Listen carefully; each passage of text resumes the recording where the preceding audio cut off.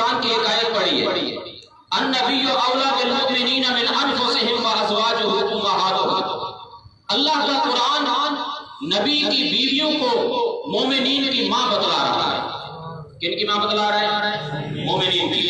فرمایا النبی اولا بالمؤمنین من انفسہم وازواجہ امہاتہم۔ اب یہاں پر میں ایک بات مکے کی سمجھا کر آگے اپنی بات کرتا ہوں۔ من انفسہم اور اسی طرح امہاتہم، پہلے علماء کے لیے بات عرض کر رہا ہوں، پھر آسان انداز کے اندر آپ کو سمجھو گا۔ من انفسہم، ہم ضمیر اس کا مرد پیچھے مومنین ہے، امہاتہم یہ ہم ضمیر اس کا مرد بھی پیچھے مومنین ہے۔ تو اس کا مطلب یہ ہوا کہ مومن وہی ہوگا جس کے اندر دو شرطیں ہوں گی۔ یہ علماء کے لیے میں نے بات عرض کی، آپ کے لیے عرض کرتا ہوں کہ من انفسہم، یہ ہم کا لفظ ہے، آگے ہم کا لفظ ہے، یہ ہم یا ہم یہ ضمیر کہتے ہیں، اس سے اشارہ ہوتا ہے پیچھے والی کسی چیز کی طرف۔ تو انفسہم سے اشارہ بھی مومنین کی طرف ہے، امہاتہم کے ہم سے اشارہ بھی مومنین کی طرف ہے۔ اس سے یہ معلوم ہوا کہ مومن وہ ہوگا جس کے اندر دو باتیں ہوں گی۔ پہلی بات یہ ہوگی کہ مومن وہ ہو کہ جو اپنی جان سے بھی اپنے نبی کو زیادہ محبوب سمجھے۔ دوسری بات یہ ہے کہ مومن وہ ہوگا کہ جو نبی کی بیویوں کو اپنی ماں سمجھے گا۔ جس کے اندر یہ دو باتوں میں سے ایک بات نہیں ہے، اس کا ایمان کے ساتھ کوئی تعلق نہیں ہے۔ اپنی جان سے اپنے نبی کو زیادہ محبوب نہیں سمجھتا، اپنی جان سے زیادہ عزت اپنے نبی کی نہیں سمجھتا، یہ بھی مومن نہیں ہے۔ نبی کی بیویوں کو اپنی ماں نہیں سمجھتا، یہ بھی مومن نہیں ہے۔ مومن بننے کے لیے دو شرطیں ہیں کہ اپنے جسم سے، اپنے جان سے اپنے نبی کو اپنی جان سے زیادہ عزیز سمجھے اور نبی کی بیویوں کو اپنی ماں سمجھتا ہے، تو یہ حقیقت کے اندر مومن ہے۔ اگر نبی کی بیویوں کے اوپر اعتراض کرتا ہے، ان کو ماں نہیں سمجھتا، اس کا ایمان کے ساتھ کوئی تعلق، بولے ایمان کے ساتھ کوئی تعلق نہیں ہے۔ تو نبی کی بیویاں ہماری کیا ہوئی؟ بولے ماں۔ تو ماں کا شوہر کیا ہوتا ہے؟ ماں کا شوہر کیا ہوتا ہے؟ باپ۔ تو اس سے معلوم ہوا کہ نبی کی بیویاں ہماری مائیں اور نبی روحانی طور پر ہمارے مومنین کے باپ ہیں۔ مسلمانوں کے نبی روحانی طور پر باپ ہیں اور نبی کی بیویاں مومنین کی مائیں ہیں۔ ماں اکرام کے اندر ہے، تعظیم کے اندر ہے، احترام کے طور پر ہے۔ یہ حقیقی ماں سے بھی زیادہ احترام نبی کی بیوی کا ہوگا، حقیقی ماں سے بھی زیادہ عزت نبی کی بیوی کی ہوگی، حقیقی ماں سے بھی زیادہ احترام نبی کی بیوی کا ہوگا۔ اس لیے کہ اللہ کے قرآن نے ان کو ہماری ماں کہا ہے۔ اب ایک آدمی اپنی ماں کی عزت کے لیے لڑتا ہے، ایک آدمی اپنی جسمانی ماں کی عزت کے لیے لڑتا ہے۔ ایک آدمی کہتا ہے فلاں نے میری ماں کو گالی دی ہے، میں نے اس لیے اس سے لڑائی کی ہے، اس وجہ سے میں اس کے گربان اس کا پکڑا ہے، اس وجہ سے میں نے اس کو تھپڑ مارا ہے۔ اب ایک ماں وہ ہے جس کو میرے باپ نے کہا یہ تیری ماں ہے، تمہارے رشتے داروں نے کہا یہ تمہاری ماں ہے، عزیز و اقارب نے کہا یہ تمہاری ماں ہے۔ ایک ہماری ماں وہ ہے جس کو اللہ کا قرآن کہتا ہے یہ مومنین کی مائیں ہیں، جن کو اللہ کا نبی کا فرمان سے معلوم ہوتا ہے وہ ہماری مائیں ہیں۔ اگر اپنی حقیقی ماں کا دفاع کرنا یہ دہشت گردی نہیں ہے، تو نبی کی بیوی جو ہماری روحانی ماں ہے ان کا دفاع کرنا بھی دہشت گردی نہیں ہے۔ تو اللہ کے قرآن نے کیا کہا؟ النبی اولا بالمؤمنین من انفسہم وازواجہ امہاتہم، کہ نبی کی بیوی ہماری ماں ہے۔ تو انہی ہماری ماؤں میں سے ایک ہماری کا نام، ہماری اماں کا نام ہے سیدہ عائشہ صدیقہ رضی اللہ تعالی عنہ۔ حضرت عائشہ رضی اللہ تعالی عنہ کو اللہ تعالیٰ نے بہت بڑے اعزازات سے نوازا ہے، جو کہ رمضان المبارک کے اندر حضرت عائشہ کی وفات ہے۔ اسی حوالے سے میں کچھ باتیں عرض کرنا چاہتا ہوں۔ حضرت عائشہ رضی اللہ تعالی عنہ وہ خاتون ہے کہ جو نبی کے نکاح کے اندر کنواری صرف حضرت عائشہ ہے، یہ حضرت عائشہ کا اعزاز ہے۔ باقی جتنی میرے پیغمبر کی بیویاں ہیں ان میں سے کوئی بیوی کنواری نہیں تھی، یا مطلقہ ہے یا بیوہ ہے، سوائے حضرت عائشہ رضی اللہ تعالیٰ عنہ کے۔ اسی طرح حضرت عائشہ رضی اللہ تعالیٰ عنہ کا یہ بھی اعزاز ہے۔ حضرت عائشہ فرماتی ہیں کہ میں برتن کے اندر جس جگہ سے سالن لیتی تھی کھانے کے لیے، میرے پیغمبر بھی وہاں سے لیتے تھے، اور اسی طرح میں گلاس کو پانی پینے کے لیے جس جگہ سے منہ لگا کے پانی پیتی تھی، میرے پیغمبر بھی وہاں سے پانی لگا کے پانی پیا کرتے تھے۔ اور اسی طرح حضرت عائشہ کا یہ بھی اعزاز ہے کہ جب میرے پیغمبر کی وفات کا وقت قریب ہوا، نبی علیہ الصلوۃ والسلام نے مسواک حضرت عائشہ کو دیا، حضرت عائشہ نے مسواک چبا کر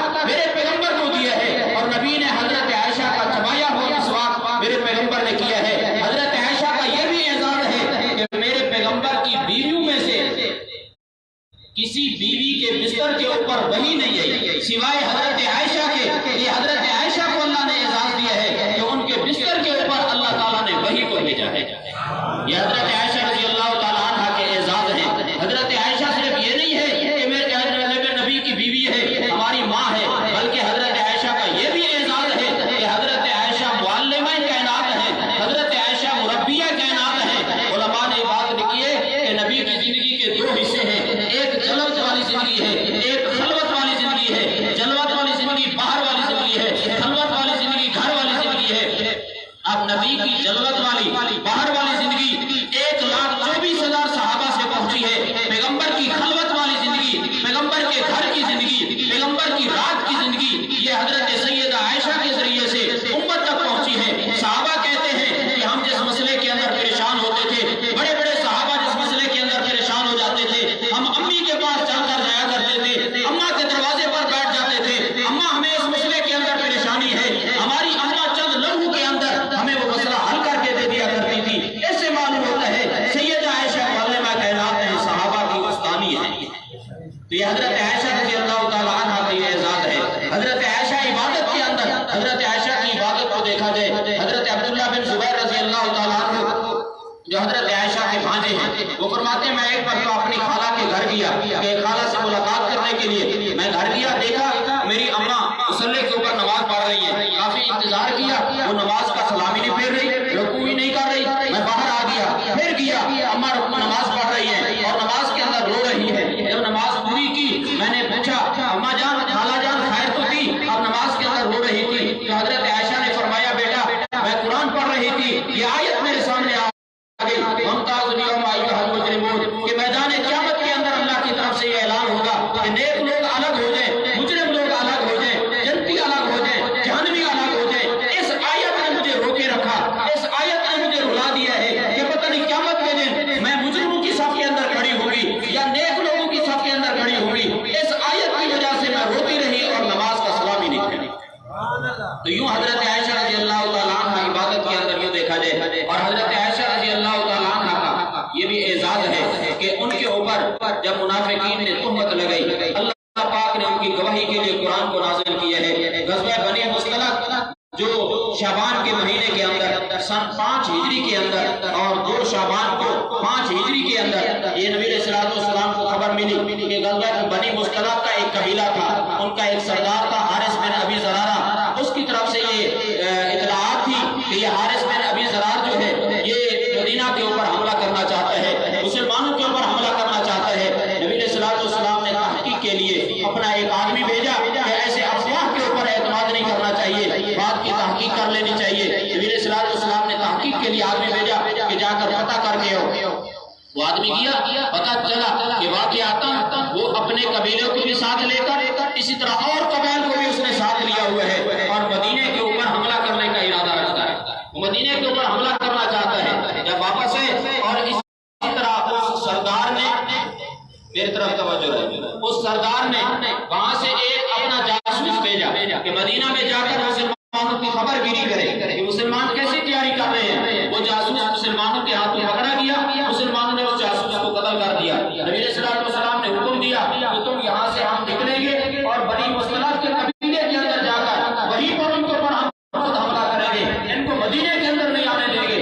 نبی علیہ السلام تقریباً 500 صحابہ کرام کے ساتھ وہاں سے مدینہ سے نکلے ہیں, جن کے اندر کچھ منافقین بھی شامل تھے. اور نبی علیہ السلام کی عادت مبارکہ تھی کہ جب کسی غزوے کے اندر جانا ہوتا تو اللہ کے نبی صلی اللہ علیہ وسلم اپنی بیویوں کے درمیان پورا ڈالتے, جس بیوی کا نام نکلتا اس کو ساتھ لے جاتے. اب اس کے اندر سیدہ عائشہ رضی اللہ تعالیٰ عنہ کا نام نکلا. نبی علیہ السلام ان کو بھی ساتھ لے گئے اور وہاں پر جا کر بنی مصطلق کے قبیلے والوں کو جب پتہ چلا کہ مسلمانوں نے ہمارے جاسوس کو بھی قتل کر دیا ہے اور ہمارے ساتھ لڑنے کے لیے ادھر آ رہے ہیں, اب اس کے ساتھ جتنے باقی قبائل پیار تھے وہ سارے کے سارے بھاگ گئے. اب بنی مصطلق والے اکیلے بچ گئے. نبی علیہ السلام کا قافلہ مجاہدین کا یہاں سے روانہ ہوا اور انہوں نے وہاں پر جا کر تھوڑی سی لڑائی کے ساتھ مسلمانوں کو فتح ہوئی اور وہاں پر 11 کافر مارے گئے, 600 کافر قیدی ہوئے, ایک صحابی شہید ہوا اور مسلمانوں کو فتح ہوئی. وہاں سے نبی علیہ السلام کا مجاہدین کا قافلہ واپس آتا ہے.